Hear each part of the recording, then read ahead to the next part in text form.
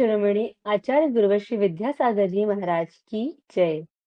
नवाचार्य श्री समय सागर जी महाराज की जय। अरहम योग प्रणेता पूज्य मुनि श्री प्रणम्य सागर जी महाराज की जय। ओम अरहम नमः। आइए चलते हैं तृतीय ढाल की रिवीजन कक्षा की। ओम नमः सिद्धेभ्यः। ओम नमः सिद्धेभ्यः। ओम नमः सिद्धेभ्यः।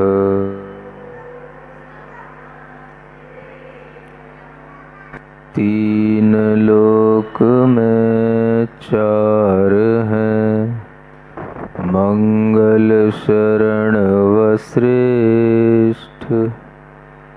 अरहत सिद्ध व साधुगण, धर्म जैन जग ज्येष्ठ।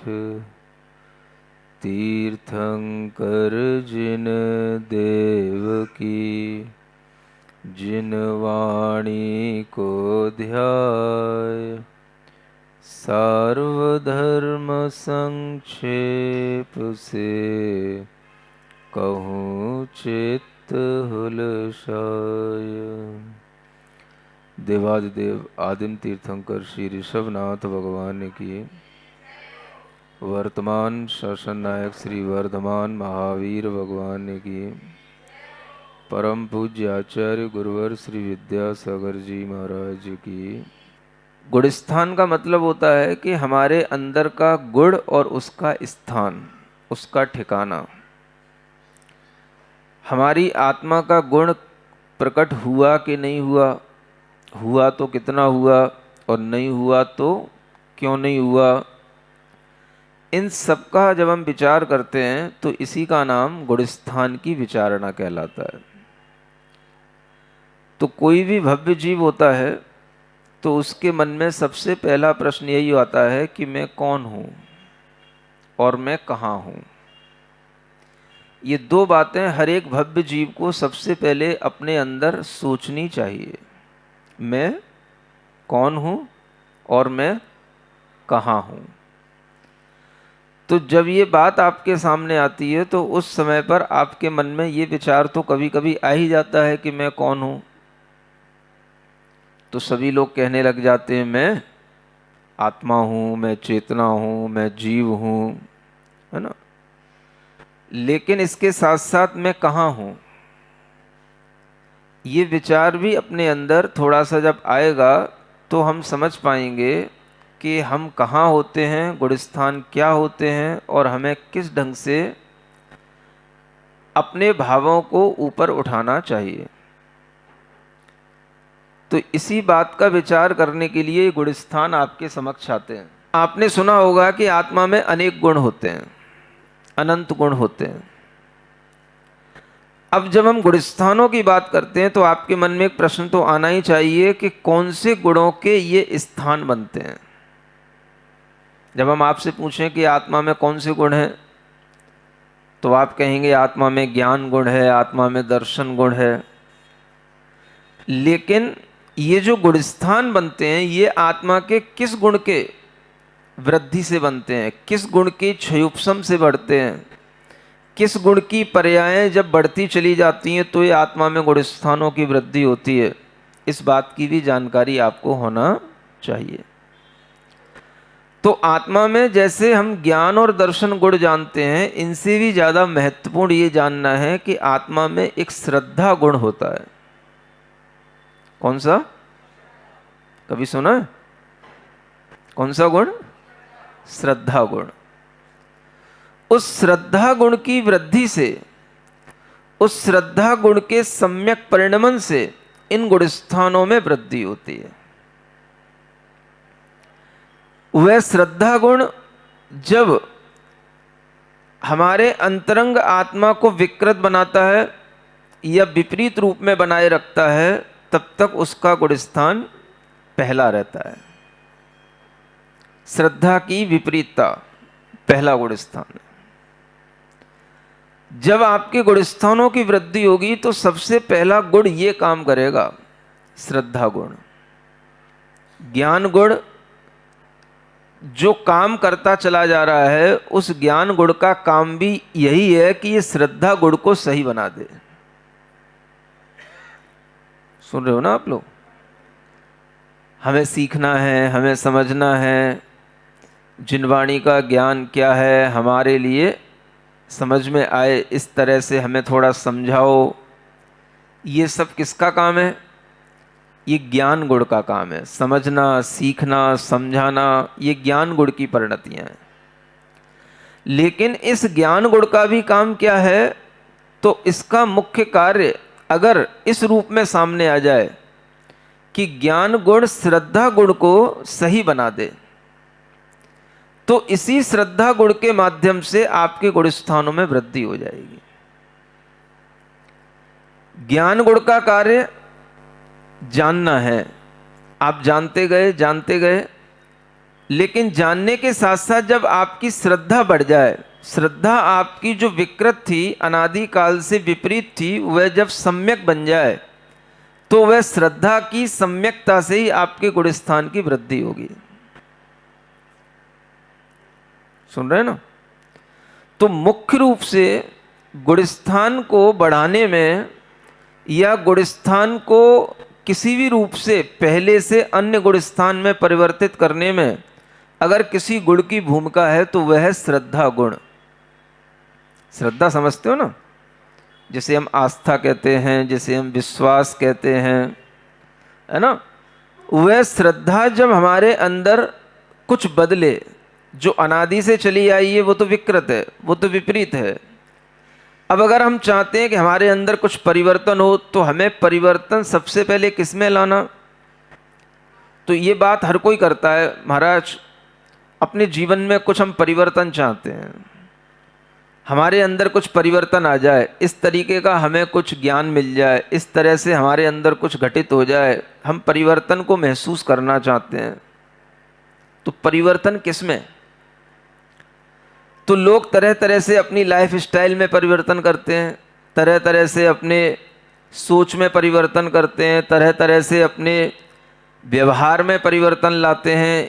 ये परिवर्तनों से भी ज़्यादा महत्वपूर्ण है अगर हम अंतरंग में अपना परिवर्तन चाहते हैं, अंतरंग में हम अपने आप को बदलना चाहते हैं, अंतरंग में हम अपने गुण स्थानों को बढ़ाना चाहते हैं, तो सबसे पहली जरूरत होती है कि हम अपनी उस श्रद्धा गुण की पर्याय को समीचीन बनाएं जो मिथ्या रूप में है।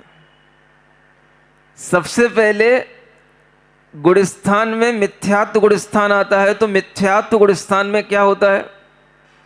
ज्ञान विपरीत नहीं होता, श्रद्धा विपरीत होती है।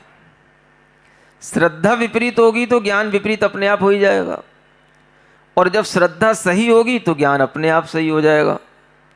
तो इसलिए आचार्य कहते हैं कि अगर आपको ये समझ आ जाए कि हमें भीतर से परिवर्तन चाहिए, तो वो भीतर से परिवर्तन आपका तब आएगा, आपके जीवन में कुछ नया तब आएगा, आपको भीतर से कुछ अपने विशुद्धि की या अपने अंदर एक आत्म तत्व की प्रतीति तब आएगी जब आपकी श्रद्धा बदल जाएगी।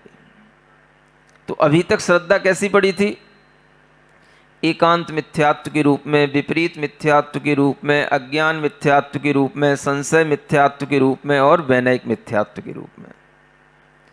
जब ये श्रद्धा टूटे, ये सब श्रद्धाएं हट जाएं और श्रद्धा आपकी सही तत्व के ऊपर आ जाए, वह तत्व का ज्ञान चाहे आपको प्रथमान योग से मिले, चाहे चरणान योग से मिले, चाहे करणान योग से मिले, चाहे द्रव्यान योग से मिले, आपको सही तत्व का ज्ञान जब आने लगेगा और आपकी श्रद्धा में ये बात जमने लगे कि हाँ, करणान योग के ज्ञान से भी सम्यक दर्शन होता है, केवल द्रव्यान योग के ज्ञान से ही सम्यक दर्शन नहीं होता, केवल द्रव्यान योग के ज्ञान से ही हमारी श्रद्धा समीचीन नहीं होती, करणान योग के ज्ञान से भी, गुणस्थान मार्गणाओं के ज्ञान से भी हमारे अंदर सम्यक ज्ञान उत्पन्न होता है।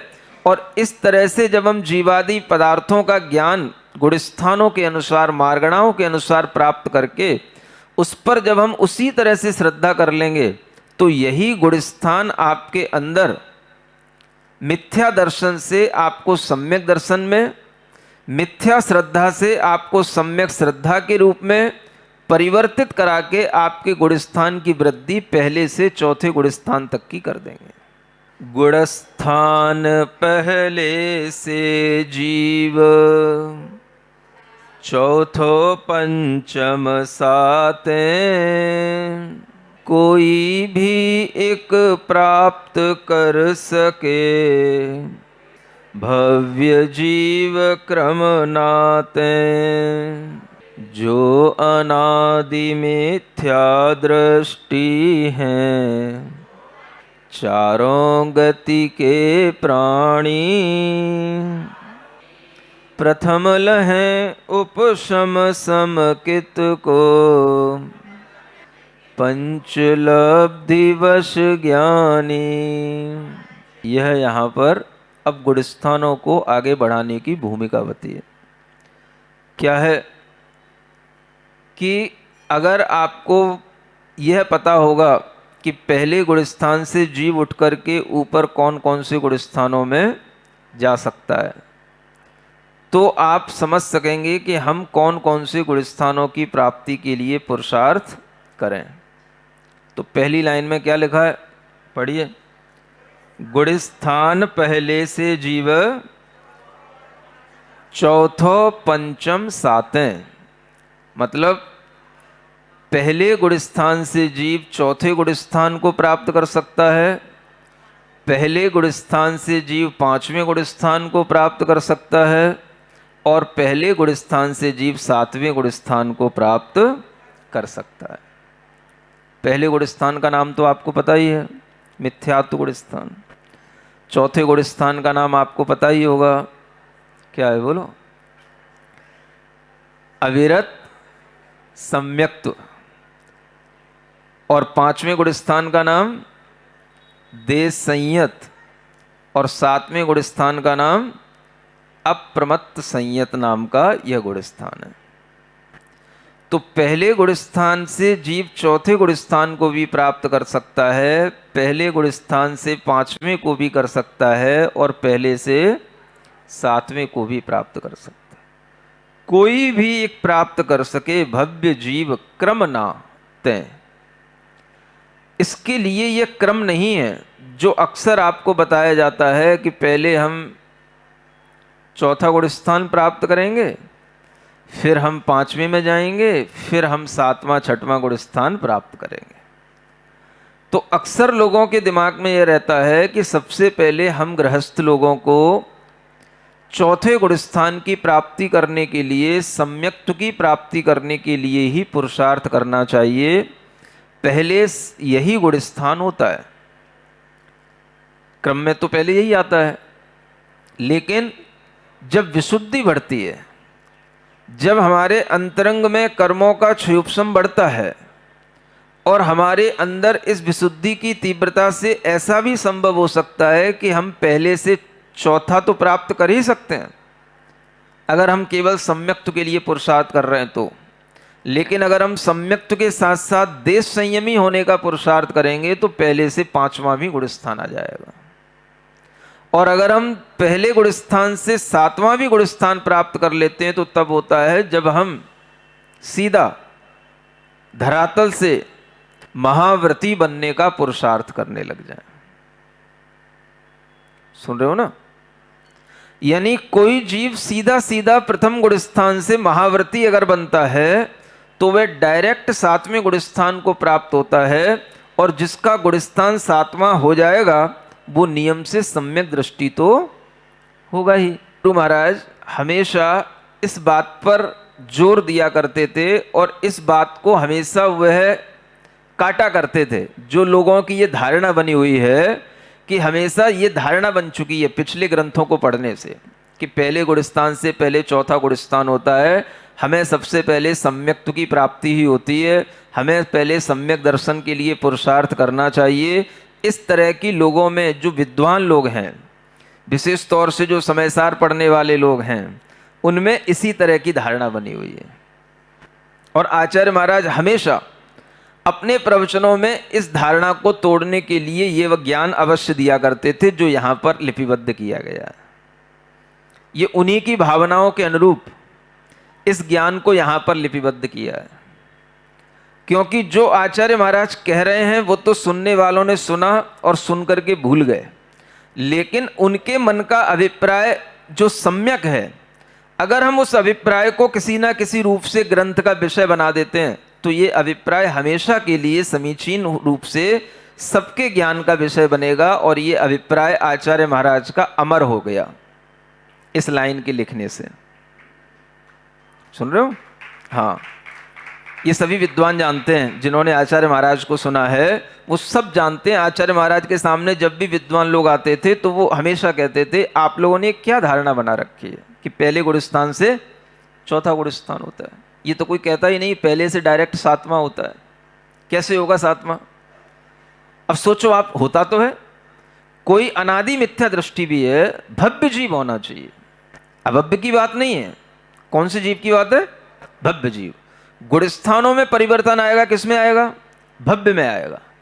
अनादि काल से जिसने कभी सम्यक्त्व को प्राप्त नहीं किया, अनादि काल से जो पहले ही गुण स्थान में रहा, आज उसके सामने कुछ ऐसा निमित्त बन जाए, वो देव शास्त्र गुरु की सन्निधि में आ जाए, उसके लिए तत्व और कुतत्व का ज्ञान हो जाए, और वह जब शास्त्र के माध्यम से या गुरु के उपदेश के माध्यम से थोड़ा सा भी ये जानने लग जाए कि मैं कौन हूं, तो मैं शरीर मात्र नहीं हूं, मैं मनुष्य मात्र नहीं हूं, मैं ये मनुष्य से, शरीर से, वेदों से, क्रोध आदि कषायों से अलग कुछ मैं शुद्ध आत्म तत्व हूं, ये उसके ज्ञान में केवल इतना सा भाव आ जाए और वह विचार करने लगे कि मुझे शरीर और मन और भावों से भी ऊपर उठ करके कुछ अपने लिए करना है, तो वह तुरंत गुरु महाराज के चरणों में आएगा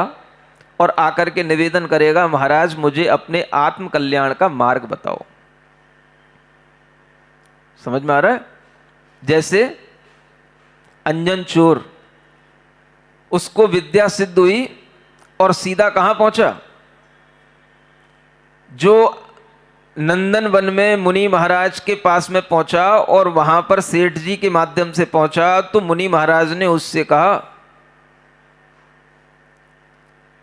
जब तुझे इतने सी श्रद्धा करने से इतनी बड़ी विद्या सिद्ध हो सकती है, तो सोच अगर तुझे अपने आत्म तत्व पर श्रद्धा आ जाएगी तो तुझे क्या प्राप्त नहीं हो जाएगा? तुझे सब कुछ प्राप्त हो जाएगा।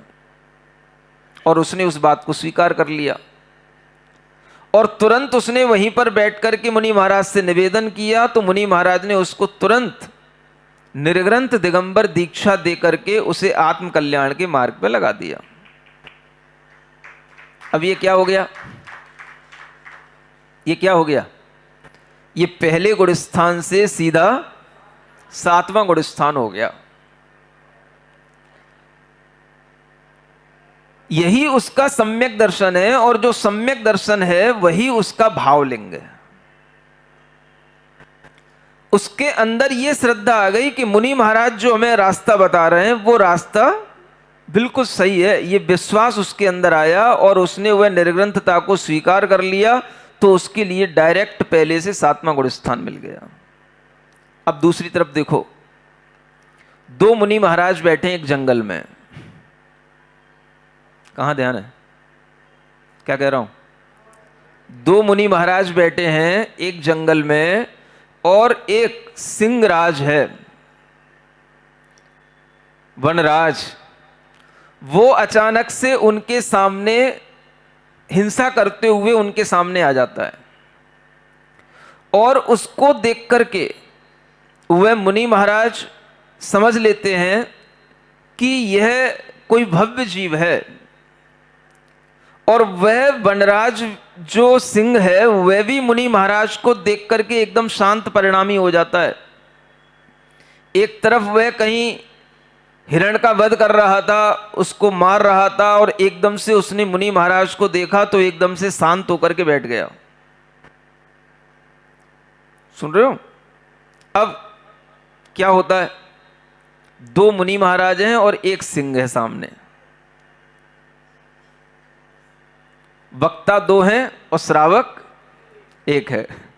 अभी वो श्रावक बना नहीं है, श्रोता एक है।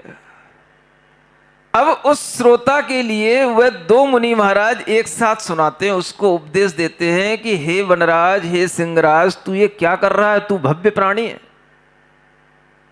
निकट भविष्य में तेरा मोक्ष होगा, तेरे अंदर इतनी योग्यता है कि तू धर्म तीर्थ का प्रवर्तक होगा, तेरे अंदर इतनी योग्यता है कि तू तीर्थंकर बनेगा, और वर्तमान में तू क्या कर रहा है? जीवों को मार रहा है, हिंसा कर रहा है। यही सबसे बड़ा पाप है।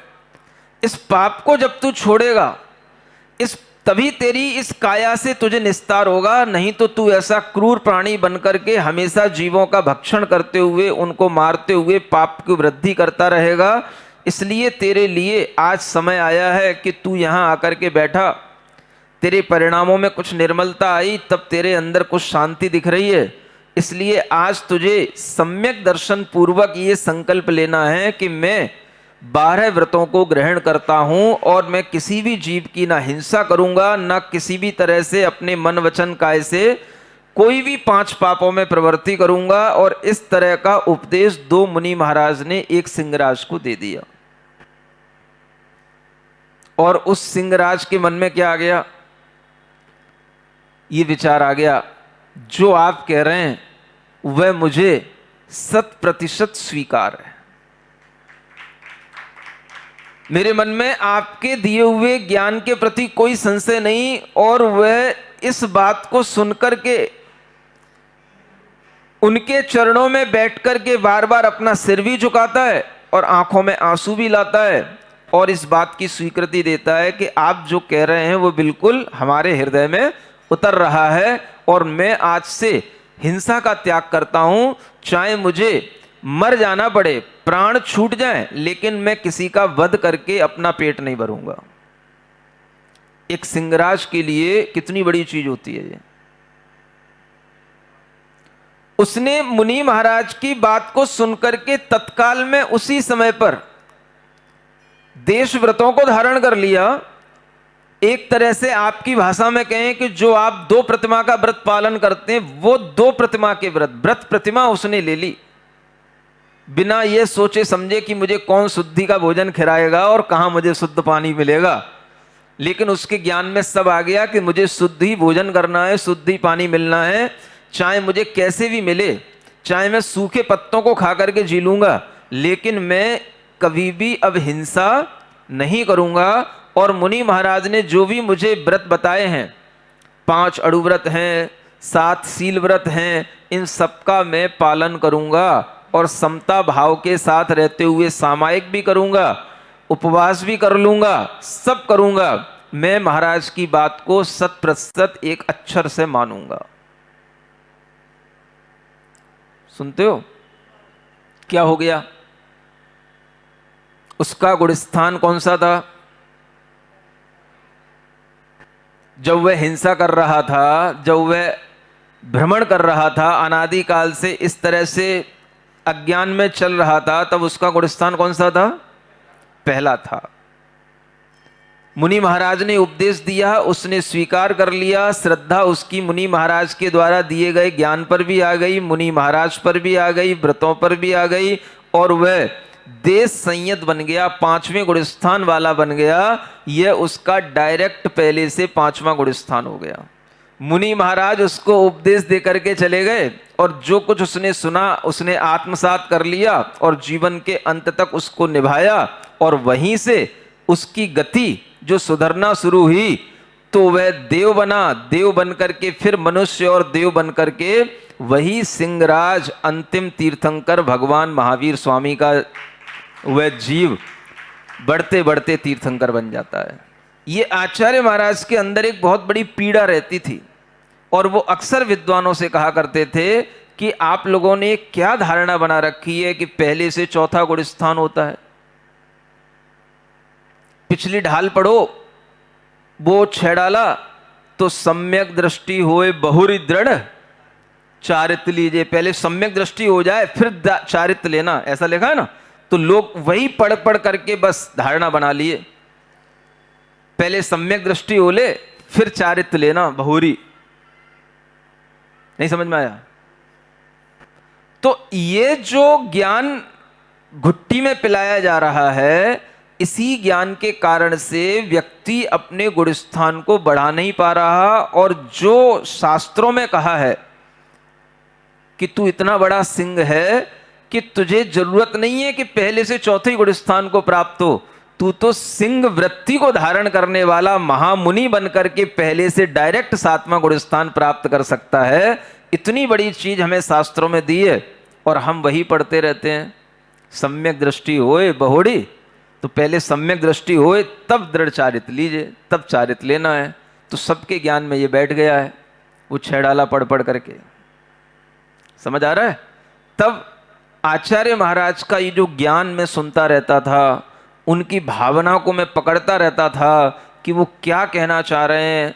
कहेंगे तो कभी एक बार कहेंगे, दो बार कहेंगे, चार बार कहेंगे उनने अपने जीवन में, लेकिन जो जो बातें कहीं और जो समझ में आई कि ये बातें बहुत बड़ा एक अंतर बना रही हैं, वह आचार्य महाराज की बातों को भी ध्यान में रखते हुए यथा समय जहां उचित समझ में आया, इन सिद्धांत की बातों को भी इस छह ढाला में पिरोया गया है।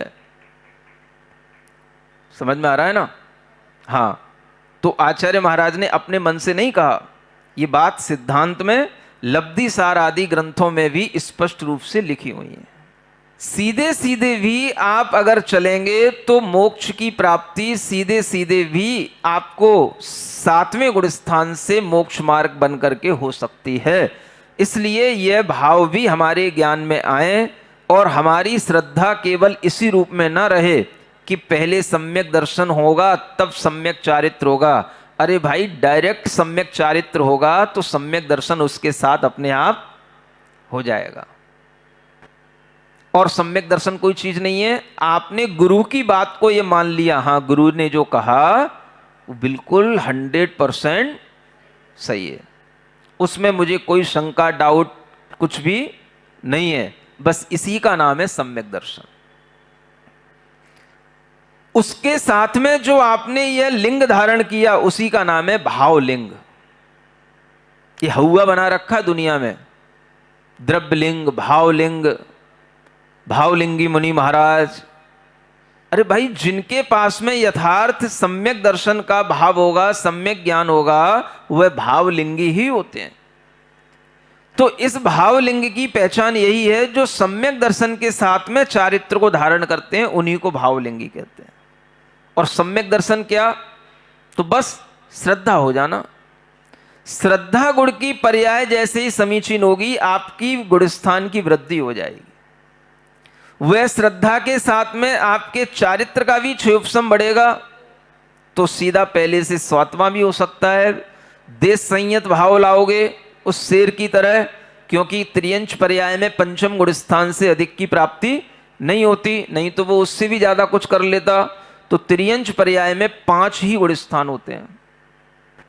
तो इसलिए उसने पहले गुणस्थान से देश संयत गुणस्थान की प्राप्ति कर ली, और उसके बाद में उसका जो क्रम बढ़ता चला गया, तो वह पर्याय तो कई मिली, लेकिन किसी भी पर्याय में फिर उसने अपनी वो श्रद्धा छोड़ी नहीं, और अंततः जाकर के वह तीर्थंकर प्रकृति का बंद करके तीर्थंकर बन करके मुक्त हो गया।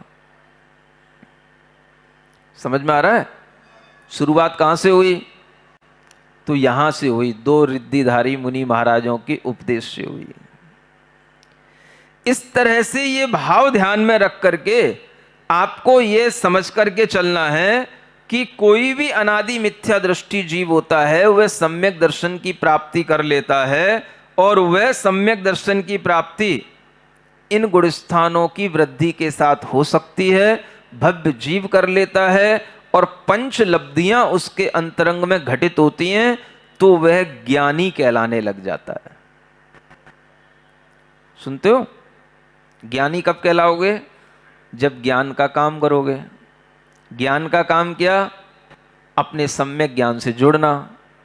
तो जब आपके अंदर इतना ज्ञान आ गया कि मुझे सम्यक्त की प्राप्ति करनी है, मैं विशुद्धि आदि लब्धियों को प्राप्त करके 5 लब्धियों से मैं अपने अंतरंग को गुणस्थानों की वृद्धि से उठाऊंगा, तो इसी का नाम ज्ञानी है। समझ आ रहा है? तो जब सम्यक दर्शन होता है तो उसके लिए अंतरंग की एक सामग्री और होती है, 5 लब्धियां। कौन कौन सी 5 लब्धियां होती हैं? एक होती है क्षयोपशम लब्धि, सबसे पहली। दूसरी होती है विशुद्धि लब्धि। तीसरी होती है देशना लब्धि। चौथी होती है प्रायोग्य लब्धि। और 5वीं होती है करण लब्धि। समझ में आता है? ये 5 लब्धियां ये अंतरंग में घटित होने लग जाती हैं। इनका विस्तार कभी आपको अन्य ग्रंथों से या समय मिलेगा तो कभी बताने की कोशिश करूंगा। ये क्षयोपशम, विशुद्धि, देशना और प्रायोग्य होने के बाद में करण लब्धि में जब जीव पहुंच जाता है तब उसकी भव्यता का वह अंतिम उसे एक कहना चाहिए पुरस्कार मिल जाता है भव्य होने का। क्योंकि इन 5 लब्धियों में 4 लब्धियां तो अभव्य जीव भी प्राप्त कर सकते हैं, क्षयोपशम, विशुद्धि, देशना और प्रायोग्य लब्धि। लेकिन करण लब्धि सिर्फ भव्य जीव को ही प्राप्त होती है। उन करण लब्धियों में ही वह अधः करण, अपूर्व करण और अंतःकरण के परिणाम होते हैं। और उन्हीं परिणामों से इस जीव के अंदर मिथ्यात्व का अभाव होते होते उसे सम्यक्त्व की प्राप्ति होती है। तो जब यह जीव सम्यक दर्शन को प्राप्त करता है तो सबसे पहले उसका सम्यक दर्शन जो होता है उसे उपशम सम्यक दर्शन कहते हैं। क्या बोलते हैं? उपशम। उपशम का मतलब पहले उन कर्मों को वह दबाएगा जिन कर्मों के कारण से इसके अंदर मिथ्यात्व की परिणति थी, श्रद्धा गुण का विपरीत परिणमन था। तो उन कर्मों को दबाने के लिए ये विशुद्धियां बढ़ते बढ़ते 5 लब्धियों के माध्यम से जब आगे बढ़ती हैं तब अंत में जाकर के करण लब्धि के परिणामों से यह जीव उस मिथ्यात्व को, अनंतानुबंधी कषायों को पूर्णतया अंतर मुहूर्त के लिए दबा करके रख लेता है, एक अंतर मुहूर्त के लिए शांत कर लेता है। और उस शांति के साथ में जो आत्मा का परिणाम ऊपर उभर करके आ जाता है उसी का नाम सम्यक दर्शन कहलाता है। समझे ना? जैसे गंदला पानी हो और उस गंदले पानी में कुछ आपने फिटकरी डाल दी तो वो अंदर जो है मिट्टी दब गई, शांत हो गई, तो ऊपर पानी सफेद सफेद निर्मलता के साथ दिखाई देने लगा, वो ऊपर उतराने लगा। इसी तरीके से जब तक हमारी आत्मा के परिणाम मिथ्यात्व कर्म से और अनंतानुबंधी कसायों से मलिन रहते हैं तब तक तो पहला गुण स्थान। हमने अपने परिणामों की विशुद्धि बढ़ाते हुए इन 5 लब्धियों के माध्यम से उन मिथ्यात्व की कीचड़ को और अनंतानुबंधी की कीचड़ को अपनी ही आत्मा में क्या कर दिया? थोड़ी देर के लिए शांत कर दिया। थोड़ी देर का मतलब इसका टाइम अंतर मुहूर्त से ज्यादा नहीं होता। तो केवल एक अंतर मुहूर्त के लिए इन परिणामों की जब शांति हो गई तो उस समय पर इस जीव को पहली बार, अनादि काल में पहली बार उपशम सम्यक दर्शन की अनुभूति होगी। उपशम सम्यक दर्शन के परिणाम उत्पन्न होंगे तब इसको तत्व श्रद्धान की प्रतीति होगी और इसे एक आत्म तत्व की प्रतीति होगी। हाँ, मैं इन गुणस्थानों से भी ऊपर उठा हुआ चैतन्य पिंड आत्मा हूं। यह प्रतीति उसके लिए जिस समय पर होगी वह समय अनादि काल में जब प्रथम बार मिलेगा तो वही समय उसका सम्यक दर्शन की काल लब्धि कहलाएगी। और ये सम्यक दर्शन की यह प्राप्ति जब होती है तो ये एक अंतर मुहूर्त तक ही यह टिकती है पहली बार में, क्योंकि आपने इसको दबाया है, पानी को उपशमित किया है, मैल को उपशमित किया है, तो ये एक अंतर मुहूर्त से ज्यादा इसका टाइम नहीं है। इसलिए इसको उपशम सम्यक दर्शन कहा जाता है। तो अनादिकाल से पहली बार जब ये जीव सम्यक्त्व की प्राप्ति अपने ही कर्मों के उपशमन से कर लेता है, तब इसका गुण स्थान बढ़ करके पहले से वह मात्र अगर सम्यक दर्शन प्राप्त किया है तो चौथा कहलाएगा, और उसी समय पर उसके परिणामों में साथ साथ देश व्रतों को लेने का भी भाव आ गया तो पांचवा कहलाएगा, और उसी समय पर कोई सीधा सीधा डायरेक्ट मुनि महाराज बन गया तो सातवां भी हो जाएगा। अंतिम बात कि चारों गतियों में सम्यक दर्शन की प्राप्ति होती है। नरक गति में भी नारकी जीव सम्यक दर्शन प्राप्त कर सकता है, चूंकि वहां सिद्धांत है कि वहां पर नारकी जीव चौथे गुण स्थान से अधिक वृद्धि नहीं कर सकता। देव गति में भी जीव चौथे गुण स्थान से अधिक की प्राप्ति नहीं कर सकता। त्रियंच गति में जीव पांचवें गुण स्थान से अधिक की प्राप्ति नहीं कर सकता, लेकिन मनुष्य गति में पंचम काल में भी जीव सप्तम गुण स्थान की प्राप्ति कर सकता है, और सप्तम गुण स्थान से अधिक की प्राप्ति नहीं कर सकता है। तो हर गति के लिए यह सिद्धांत निश्चित है। यह जानते हुए आपको केवल जिंदगी भर चौथा गुण स्थान नहीं रटते रहना है। अपनी अपनी भूमिका के अनुसार स्त्रियां पांचवा गुण स्थान प्राप्त कर सकती हैं मनुष्य गति में, और पुरुष सातवां गुण स्थान छठवां गुण स्थान प्राप्त कर सकते हैं मनुष्य गति में। तो अपने अंदर इतनी योग्यता बढ़ाने के लिए जब हमें ज्ञान होगा तो हम उसी के लिए प्रयत्न करेंगे, तो वही हमारा भीतर का सम्यक पुरुषार्थ कहलाएगा। तो इसलिए लिखा चारों गति के प्राणी, है ना, क्योंकि सम्यक दर्शन मात्र वह देव गति में भी प्राप्त होता है और नरक गति में भी प्राप्त होता है, और सम्यक दर्शन त्रियंच गति में भी होता है। लेकिन कोई त्रियंच जीव संयम भी धारण कर लेता, देश संयम, तो वह पांचवें गुण स्थान को भी प्राप्त कर लेता, जैसे सिंह आदि। यह भी याद रखना कि त्रियंच गति में जीव एक इंद्री, दो इंद्री, तीन इंद्री, चार इंद्री, असंगी, पंचेंद्री, ये कभी भी भव्य जीव तो हो सकते हैं, लेकिन ये सम्यक दर्शन की पात्रता नहीं रखते। इनको सम्यक्त्व की प्राप्ति नहीं होती। सम्यक्त्व की प्राप्ति संगी पंचेंद्री जीव को ही होगी। संगी माने जो मन सहित है, ऐसा पंचेंद्री जीव हो, वह फिर चाहे किसी भी गति का हो। तो नारकी जीव भी संगी पंचेंद्री होता है, देव भी संगी पंचेंद्री होते हैं, मनुष्य तो संगी पंचेंद्री होता ही है। और त्रियंचों में जो संगी पंचेंद्री होंगे, जैसे सिंह, हाथी आदि, तो ये भी जो है उपदेश आदि को सुनकर के सम्यक्त्व की प्राप्ति कर लेते हैं। इस तरह से सम्यक्त्व की प्राप्ति चारों गति में होती है। कोई भी प्राणी कर सकता है, लेकिन उससे पहले वह अपने अंदर इसी तरह से 5 लब्धियों की विशुद्धियों को प्राप्त करते करते इन करण परिणामों तक जब पहुंचेगा, तब उसे सम्यक दर्शन की प्राप्ति होगी। और अनादि सम्मिथ्या दृष्टि कोई भी जीव होगा तो पहली बार उसे उपशम सम्यक्त्व ही प्राप्त होगा।